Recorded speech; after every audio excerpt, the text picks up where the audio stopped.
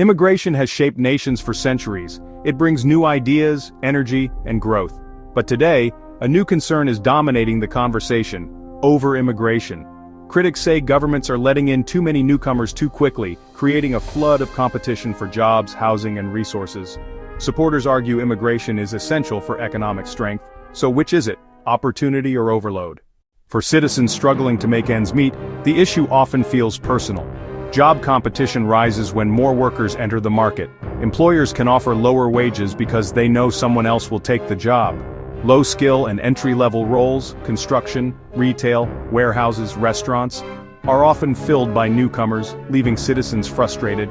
And when wages stagnate, the cost of living doesn't stop climbing. People feel like they're losing in their own backyard. In the US, this argument fuels debates about border policy.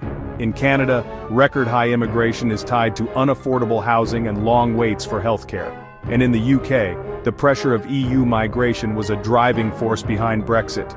Different places, same frustration, citizens feel they're being pushed aside. But here's the other side. Immigrants often take jobs locals avoid: hard labor in farms, factories, and elder care. Skilled immigrants fill shortages in medicine, tech, and engineering, jobs that many countries desperately need. And long-term studies show immigration can grow economies. More workers mean more spending, new businesses, and eventually more jobs overall. So, while some citizens feel squeezed, others argue immigration is not the problem. Poor planning is.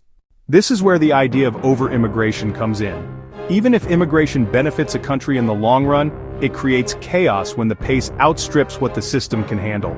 Housing shortages push rents and home prices to record highs, healthcare and schools become overwhelmed, and citizens feel ignored while governments prioritize ambitious immigration targets.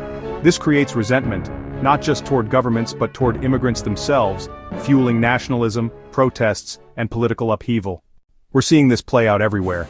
In the United States, immigration is a top election issue, with millions blaming open borders for stagnant wages. In Canada, critics say the government's high immigration goals are making life unaffordable. In Europe, frontline nations like Italy and Greece say they're carrying the weight for the whole continent. Even in Australia, where immigration is highly selective, locals still argue the system can't keep pace with the cost of living. The world is deeply divided. Some see immigration as survival, while others see it as a slow erosion of their own opportunities. So, is over-immigration costing citizens their jobs?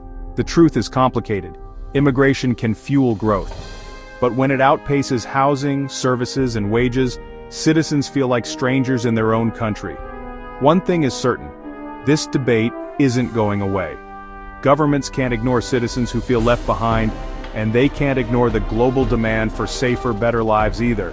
What do you think? Has immigration strengthened your country, or has it made life harder for the people already here? If you found this video thought-provoking, hit like, share your take in the comments, and subscribe for more deep dives into the world's most controversial issues.